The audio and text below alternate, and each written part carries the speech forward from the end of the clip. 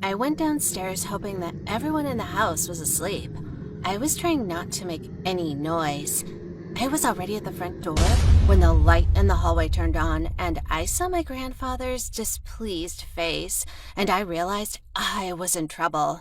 Hi, my name's Brooke, and I'm the most miserable girl in the world, and that's because my grandfather is a billionaire. No, I'm not kidding. It's just, even wealth, luxury, and all this beautiful stuff have their downside. You want to know something about it? Then make sure to watch this video to the end and don't forget to like it. Well, as you may guess, I was born in an unusual family. My grandpa is one of the richest men in our country. He owns a huge network of hotels around the world. You can even find his name in the Forbes list. Of course, he has a reason for it. He started in the hotel business from the very bottom. He was a regular porter guy who was able to build a real hotel empire of his own. He used to work as a receptionist, a manager, then a hotel president. When he realized how this business worked from the inside, he opened his first hotel. His hotel quickly gained a good reputation. My grandpa's business slogan is, "The customer is always right." So he tried his best to make every guest stay at the hotel just perfect, and he did it. After 5 years, my grandpa opened several other hotels. He increased the staff and established the operation processes in his network. Anyway, my grandpa is a hardworking, responsible, and just great person. I realized how cool my grandpa was only when I got older. When I was a kid, I was offended my beloved grandpa spent so little time with me. My parents kept telling me he was busy, they couldn't distract him, I couldn't break into his office, and so on. Since I was a kid, I remember my grandpa as a very serious and even harsh person. I rarely saw him smile, and if he did, I'd only see it at some high society parties, where such a smile was more like a duty than a feeling. Personally, I didn't like these parties at all. I was always bored there. My parents and my grandparents were busy talking with some serious and rich people, and I was just there with them, hanging around, pretending to be very happy to see everyone, even if each stranger felt it his duty to squeeze my cheeks. Our whole family lived in a huge mansion located on the outskirts of the city. It was quiet and peaceful. I didn't go to kindergarten. I was brought up by a nanny and several tutors who lived with us.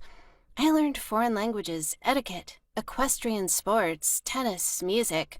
I didn't have a single free minute just to play dolls like all girls do. My grandpa insisted I learn in my childhood what I will definitely need in the future. After all, such a perfect businessman can't have a stupid granddaughter. My parents never argued with him, believing he was always right about my upbringing. Sometimes they allowed me to go to the city with my nanny. We went to the water park, entertainment center, cinema, game room. I didn't have any friends, so I usually didn't spend a lot of time in the city. It wasn't interesting to play and have fun alone. Once during such a trip to the city, a terrible thing happened.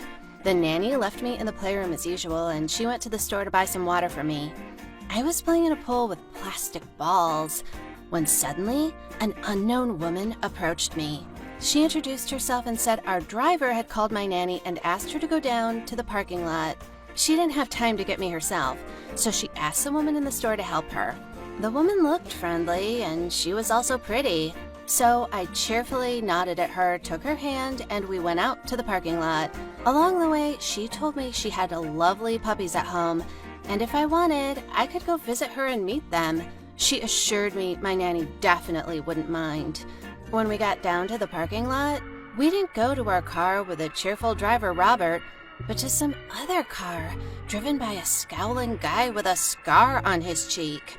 I was afraid of him, so I didn't want to get in the car and pulled my hand out of the stranger's. Her cute face immediately turned angry, and she started to try to put me into the car by force, but a security guard came running at my screams. So the stranger threw me aside and immediately jumped into the car and drove away. I started crying, asked for my mom and dad and nanny, and gave him my first and last name. When he heard my name, he was very surprised. Then he called somewhere, and after 10 minutes, my dad and grandpa came to pick me up. I told them what had happened. and saw their faces change, but they didn't tell me anything. In the evening, when I was in bed, my mom confessed that everything that had happened that day was an attempt to kidnap me for ransom, as my grandpa was a very rich and powerful man. Since then, my life has changed a lot. My nanny was fired. I loved her very much, and I was crying. Instead, they hired a rough and serious woman, and I had a personal bodyguard. He was a huge, scowling, 6-foot man.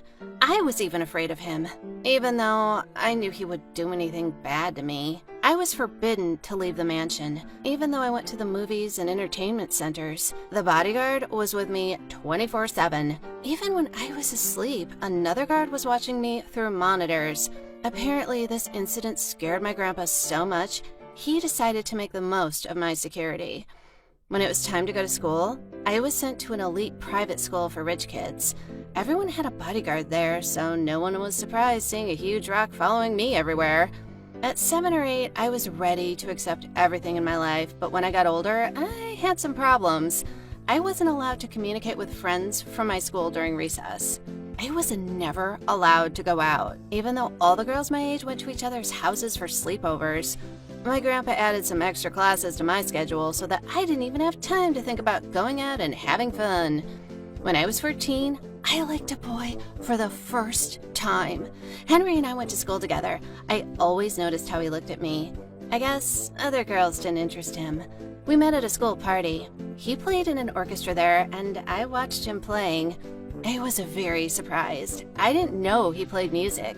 So the next day, I went up to him to talk, and Henry told me he was seriously engaged in music, and his aunt was a music teacher at our school. So he somehow managed to study there, even though his parents weren't particularly rich. I really enjoyed talking to Henry, so I agreed on a date when he asked me out. Of course, the bodyguard, who still followed me everywhere, reported my every step to Grandpa, and my grandpa was against the date. He said Henry's family wasn't equal to ours, so there was no point in talking to this boy.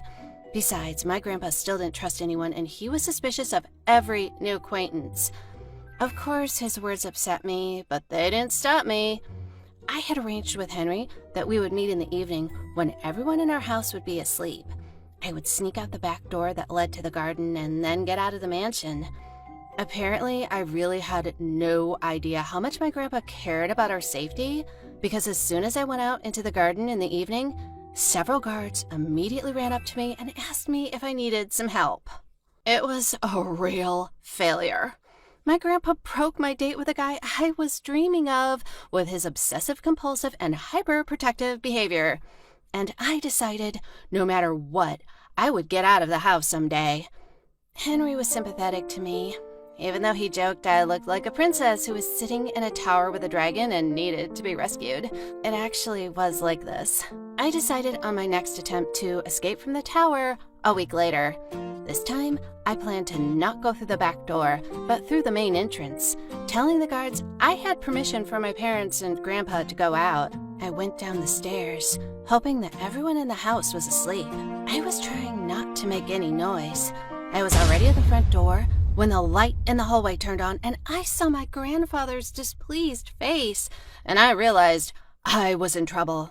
My grandfather scolded me for not thinking about my safety and for not appreciating his concern.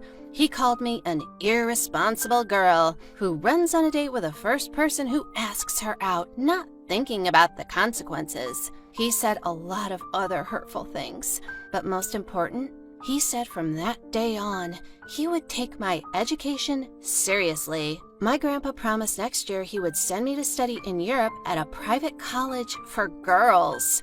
After I graduated from college, I'd marry the man he would choose for me, and I'd have no chance to refuse. I'd already let my grandpa down and failed him. That's what he told me. I burst into tears, ran to my room, and hoped my parents would bring my grandpa to reason. But the next morning, my mom only repeated his words, saying I had disappointed her and my dad. I couldn't believe my whole family was against me, and my life didn't belong to me anymore. But I'm not ready to put up with that. Anyway, now I'm making another escape plan. I want to leave my family forever, whose money is a heavy burden on me. I don't want to go to a private college. I don't want to marry a man I'd never love. But it's not so easy to do. So I want to ask you for some advice. What should I do in this situation? Should I accept my fate or dare to escape? Text your answers in the comments below. I really need your help.